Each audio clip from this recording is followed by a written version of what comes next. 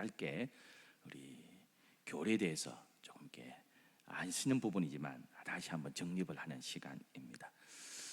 기독론 가운데 아주 중요한 부분인데 그 신학교 전도사님한테는 이게 뭐라고 하느냐, 제가 제목을 이 그리스도의 예수 그리스도의 낮아지심 이랬는데요, 한자를 써가지고 신학교에서는 이렇게 가르칩니다.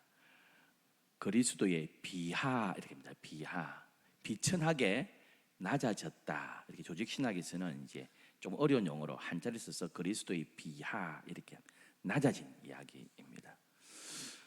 박정희 대통령께서 돌아가시고요, 비상사태가 이렇게 쓰면서 당시 육군 참모총장이셨던 정성화 육군대장이 계엄령을 선포하고 이 비상사태를 책임졌습니다.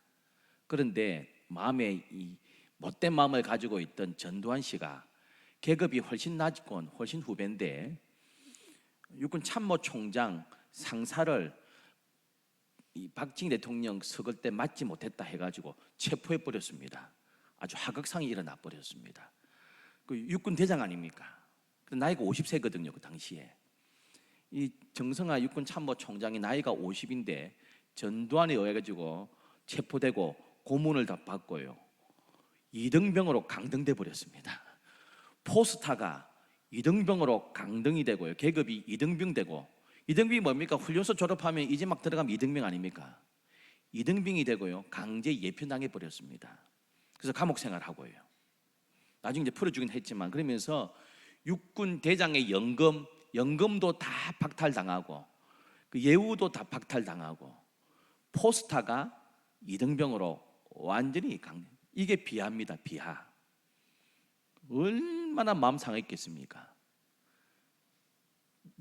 우리나라 최고의 참모총장이 이등병으로 강등돼 가지고 연금이고 모든 것 다 박탈, 이게 비하입니다.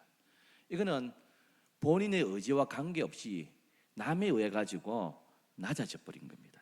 근데 우리 예수님은 만왕의 왕인데요, 포스타인데 제일 낮은 계급으로 스스로 낮아지셨습니다. 그리스도의 비하입니다. 오늘 본문이 이 그리스도의 비하를 한마디로 이 짧은 구절에 다 포함하고 있습니다.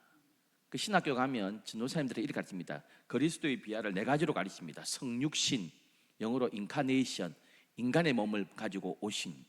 그 다음 순환, 복음을 전하면서도 고난 당하고 억울한 이야기를 당하고요, 온갖 모험 당하는. 그 다음 십자가의 고난, 죽음, 이 네 가지를 그리스도의 비하 이렇게 합니다. 카프카라는 이 소설가가요, 변신이라는 단편 소설을 지었습니다. 내용이 이렇습니다. 주인공이 잠을 잤는데 다음날 다 깼습니다. 아침에 다 깨고 보니까 아이고 잘 잤다 딱 깨니까 내 몸이 벌레가 되어 있어요. 구더기가 되어 있습니다. 쇼킹한 겁니다. 여러분, 구더기의 인격 가지고 있으면 괜찮습니다. 멍멍이가 멍멍이의 인격과 멍멍이의 사고 가지고 있으면 행복하게 사는 겁니다. 그런데 인간의 생각과 사고는 그대로 있는데요, 몸이 구더기로 변해버렸습니다. 자고 분명히 침대에서 잤는데 일어나 보니까 퍼세식 화장실 안에 내가 있습니다. 내가 구더기면 괜찮아요. 근데 인간의 모습, 인간의 사고, 인간의 인격 그대로 있는데 내가 똥통이 있어요. 그 똥냄새 맡고 있습니까? 견디겠습니까? 못 견디겠습니까? 못 견딥니다. 그래서 카프카의 변신에 이 사람이요, 벌레가 돼버렸어요. 벌레의 인격이 아니고요, 사람의 인격, 사고 그대로인데 몸이 벌레가 돼버렸어요. 자기가 막 소리치는데도 말이 안 나와요. 이거 어떻게 내가 다시 인간으로 돌아가나? 이게 소설이거든요. 예수님이 그랬습니다. 예수님이 만왕의 왕인데요, 신성 그대로 가지시고 만왕의 왕의 인격 그대로 가지시고요, 다음날 되니까 벌레로 태어나신 겁니다. 죄 많은 인간의 몸을 가지고 그대로 태어나십니다. 이게 우리로 비유하면 어제 내가 침대에 잤는데 아침에 일어나니까 내가 구더기로 딱 변해 있는 겁니다. 살 수 있겠습니까, 여러분? 못 삽니다. 못 삽니다. 제가 어릴 때 보았던 만화책이 있습니다. 기억도 안 나는데요. 만화책이 이렇습니다. 지금 내가 어릴 때 보았던 만화책이 탁 떼어놨는데 개로 깨났습니다. 환생했습니다. 불교의 사상에 해가지고 죽었는데 개로 태어났습니다.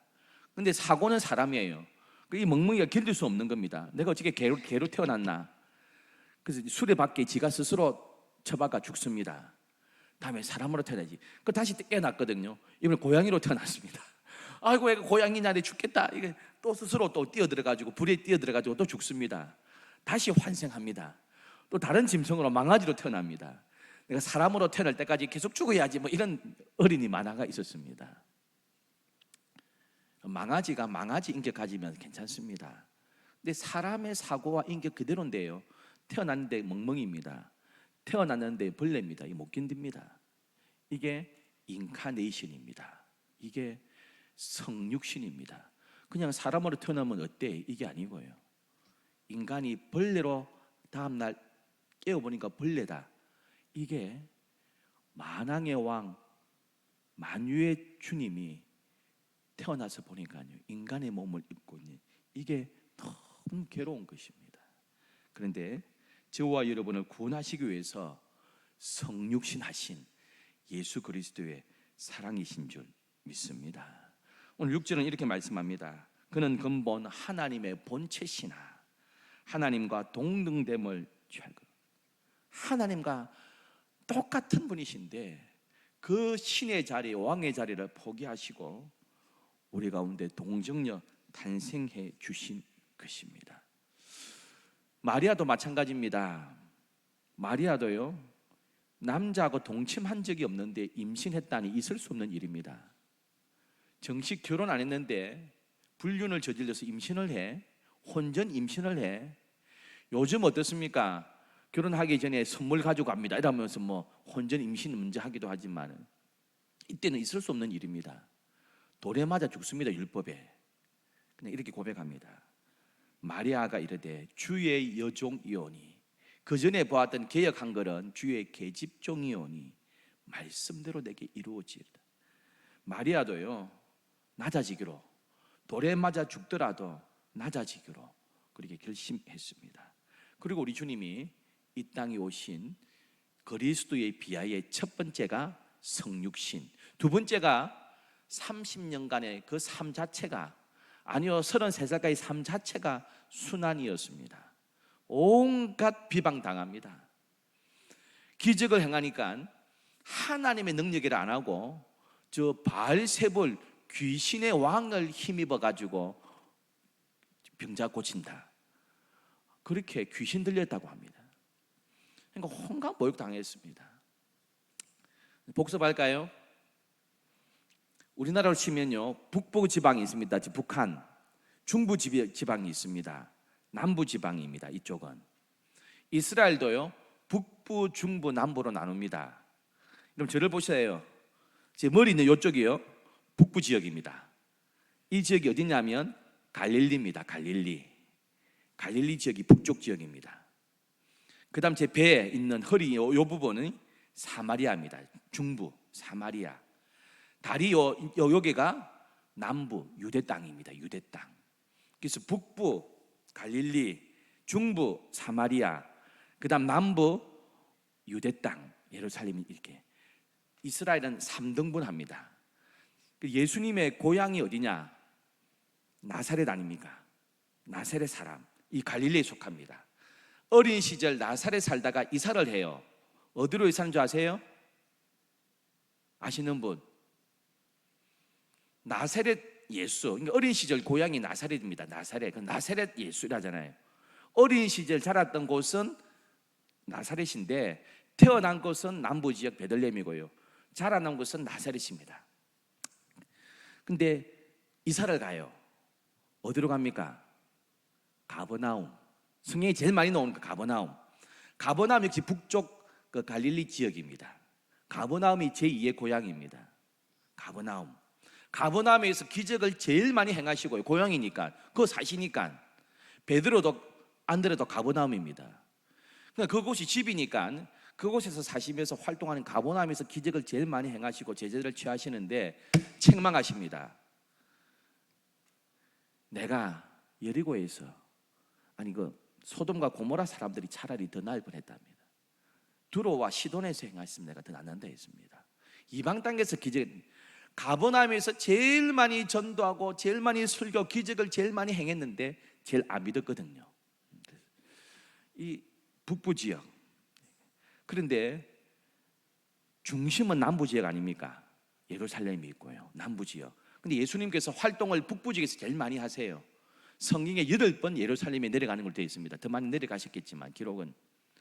남부 지역 유대 땅에 안 간 이유가 있습니다. 요한복음 7장에 의하면 이 남부 지역 유대 사람들이 예수를 죽이려고 했습니다. 자꾸 비방하고 죽이려고 하니까 안 갑니다. 좋습니다. 환영하는 데 가고 싶잖아요. 자꾸 시비 걸고 모욕 주고 죽이려고 하고 이러니까 남부 지역에 안 갑니다. 그래서 주로 요 가버나움 지역에서, 북부 지역에서 활동을. 그러니까 그 지역 가기 싫은 거예요. 꼴 보기 싫은 거예요. 예수님도 인간인지라 지금 죽을 때가 안 됐잖아요. 공생에 3년 채우고 죽으셔야 되니까. 그러니까 남부 지역에 잘 안 가고요, 갈릴리에서 주로 사역을 하십니다. 이 자체가 그리스도의 순환입니다. 순환 다음에 그리스도의 비하가 뭡니까? 십자가의 죽음입니다. 어찌하여 나를 버리시나이까 하시면서 십자가에서 그 모든 인간의 죄악을 짊어지고 돌아가시게 됩니다. 이게 그리스도의 비하 가운데 십자가의 죽음입니다. 마지막으로 오늘 본문에 나옵니다. 죽기까지 복종하셨으니 십자가의 죽으심이라. 마지막이 뭡니까? 죽음입니다. 그리고 무덤에 묻히시는 것입니다. 이것이 그리스도의 비하입니다. 기독론 가운데 예수님의 인생입니다. 우리 무덤하고 다릅니다. 우리는 요즘은 화장해가지고 추모공원 요즘은 거의 대부분이 이렇게 모시는데, 과거에는 우리가 매장했지 않습니까? 매장했습니다. 땅에 묻고 봉분을 볼록하게 세웁니다. 무덤인 줄 압니다. 이스라엘의 무덤은 두 가지입니다. 평토장입니다. 이 평토장은 서민들, 돈 없는 그냥 일반 사람들 묻습니다. 어떻게 하느냐? 우리는 봉분을 이렇게 세우잖아요, 무덤을 매장한 뒤에. 근데 이스라엘은 이렇게 안 세웁니다. 평평하게 만들어 놓습니다. 그리고 무덤을 표시하기 위해서 돌멩이로요, 이렇게 동그랗게 만들어 놓습니다. 돌멩이로 이렇게 담을 쌓아 놓습니다. 낮은 돌멩이로. 그럼 여기가 무덤이구나. 그럼 무덤 위에 들어오니까 위에다가 뭘 칠합니까? 회칠합니다. 회칠한 무덤 이렇게 합니다. 시간이 지나고요, 바람이 불고 큰 바위가 아니라서 이만한 돌멩이들을 이렇게 무덤이라고 표시를 해놨는데요, 시간 지나고 바람 불고 사람이 차고 가면 이 돌멩이들이 흩어져 버립니다. 회칠한 것도 안 보입니다. 그럼 이게 무덤인지 아닌지 구분이 안 됩니다. 이게. 그 다음에 또 와가지고 후손들이 와가지고 우리 할아버지 무덤인데 돌멩이 옆에 이렇게 쌓아놓자. 회칠한 게 없어졌네. 잡초가 생긴데 잡초 뽑고 회칠해 놓습니다. 그러면 무덤이 됩니다. 이는 서민들의 무덤입니다. 조금 부자들의 무덤은 어떤 무덤이죠? 돌무덤입니다. 예수께서 묻히신 무덤. 굴을 파가지고요, 가족묘처럼 만들어 놓습니다. 가족묘. 그 안에다가 시신을, 장례를 지납니다. 그리고 1년 뒤에, 딱 1년 뒤에 뼈를 추스립니다. 1년 동안 다 부패하고 뼈만 남았잖아요. 뼈를 다 모아가지고 구덩이 안쪽에다가 구멍을 파고 던져 넣습니다. 그거는 조상들의 무덤입니다. 이게 가족묘입니다. 가족묘. 그래서 예수께서 부르십니다. 나를 따라오너라 했을 때 한 사람이 아버지 장례 때문에 그렇습니다. 이럽니다. 아버지가 죽었습니다. 아버지 장례 치야 됩니다. 그 죽은 자들로 하여금 장례 치게 하고는 나를 따르라 이랬는데요. 두 가지 의미입니다. 첫 번째는 완곡한 거절할 때에, 하기 싫습니다, 지금 못합니다, 완곡한 거절할 때에 우리 아버지 죽었습니다 이럽니다. 그 이스라엘 백성은 아버지가 하루에도 12번 죽습니다. 나 어디 갈래? 가기 싫다 하기는 좀 바로 거절하면 이 사람이 무한하니까 우리는 이렇게 집안에 내가 볼 일이 있어서 이럽니다. 오늘 내가 무슨 일이 있었어, 약속이 있었어. 그러면 지금 못 간다 이 말입니다. 근데 무슨 일인데? 끝까지 물으면 안 됩니다. 왕고 가게 거절이 아니 집안에 볼 일이 있다, 무슨 약속이 있다 이런. 이스라엘은 어떻게 표현한다고요? 오늘 우리 아버지 죽었는데 이랍니다. 우리 아버지 돌아가셔가지고. 이거는 완곡한 거절입니다. 진짜 아버지가 죽었단 말이 아니고요. 또 다른 의미는 뭐냐? 장례를 2번 친다 했거든요. 돌아가셔가지고 당일날 장례시잖아요. 무덤에 넣었습니다. 1년 뒤에 그 무덤에 가서 뼈를 추스리고요, 조상들의 그 뼈에 묻는데 던집니다. 이게 2번째 장례입니다. 그래서 나를 따르라 할 때 2번째일 수도 있습니다. 아버지 죽은 지 1년 됐습니다. 예수님께서 그 무덤에 묻히신 만왕의 왕이 3일 동안 그 캄캄한 무덤에 묻히십니다. 이건 부자 무덤에 묻히신 거예요. 그냥 예수님께서 계셨으면 가난한 목소의 집안이니까 평토장 땅 밑에 묻혔을 텐데, 아리마대 사람 요셉이 부자잖아요. 자기의 무덤을 준비해 놓았는데 예수님께 빌려줬습니다. 3일간만 빌려줬습니다. 그리고는 수지 맞았습니다. 그래서 오늘 8절은 이렇게 말씀합니다. 자기를 낮추시고 죽기까지 복종하셨으니. 우리 주님께서, 만왕의 왕께서, 만유의 주님께서, 왕이신 그분께서 사람이 벌레가 된 것처럼 신성을 그대로 가진 신의 인격을 가지신 분이 자고 나니까요, 아기로 인간의 몸으로 태어난 낮아지셨습니다. 우리가 자고 나니까 벌레가 된 것과 똑같습니다. 그 자체가, 사람으로 태어난 그 자체가 비합니다. 너무 고통스러운 일입니다. 죄 없으신 그분이 온갖 비난과 비방과 온갖 억울한 이야기 다 들으면서 견디셨고, 그리고 십자가에 돌아가시고 무덤에 묻히시기까지 자신을 낮추어 주셨습니다. 정성화 육군참모총장은 전두환 씨에 의해 가지고, 부하에 의해 가지고 억울하게 강제로 이등병으로 내려왔고요, 군인연금 못 받게 되고 감옥까지 갔다 왔습니다. 비합니다. 그러나 남에 의해 가지고 억울하게 비하됐다면, 우리 예수님은 스스로 낮아지셔서 우리와 똑같이 되어주시고 우리를 구원해 주셨습니다. 9절은 그래서 이렇게 말씀하고 있습니다. 결론적으로 우리 예수님께서 낮아지심으로, 이러므로 하나님이 그를 지극히 높여 모든 이름 위에 뛰어난 이름을 주사. 할렐루야. 스스로 낮아지시고 낮아지셨지만 그 모든 사명을 이루심에 우리 주님께서, 하나님께서 그를 지극히 높여주시고 모든 이름 위에 뛰어난 이름으로 다시 높여주셨습니다. 그 주님을 우리는 인생의 왕으로 모시고 있는 행복한 주의 백성인 줄 믿습니다. 우리도 뻐길 게 뭐 있습니까? 우리가 주님이 낮아지셨다면 우리도 죽기까지 겸손한 마음으로 주님 오시는 그날까지 성도를 섬기고 교회를 섬기는 저와 여러분 되기를 소원합니다. 기도하겠습니다. 하나님,